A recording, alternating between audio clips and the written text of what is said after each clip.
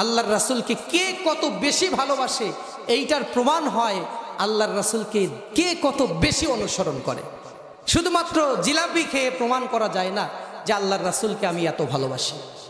আল্লাহর রাসূলকে যদি বেশি ভালোবাসেন তাকে বেশি অনুসরণ করবেন। সূরা আল ইমরানের 68 নম্বর আয়াতের মধ্যে আল্লাহ তাআলা বলেন, ইন্না আওলান নাসি বিইব্রাহিম লাল্লাযীনা ইত্তাবাউহু ওয়া হাযান নাবিয়্যু, যে ইব্রাহিমকে বেশি অনুসরণ করে যারা তারাই তার বেশি আপন। অর্থাৎ নবীদেরকে যারা বেশি অনুসরণ করে তারাই নবীদের বেশি আপন।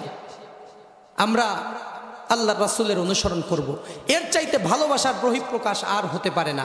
আমরা এই কথা বললেই আমাদেরকে বলে যে গুস্তাখে রাসূল, দুশমনে রাসূল। আমরা আল্লাহর রাসূলের জন্য আমাদের কলিজা খুলে মুহূর্তের মধ্যেই দিতে পারি, ঠিক কিনা বলেন? কিন্তু আমরা শুধুমাত্র আল্লাহর রাসূল যেভাবে জন্মদিন পালন করেছে সেইভাবেই করার চেষ্টা করব। আবু বকরের চাইতে আমরা আল্লাহর রাসূলকে বেশি ভালোবাসি না। আবু বকর যেভাবে ভালোবেসেছেন আমরা সেইভাবে ভালোবাসবো।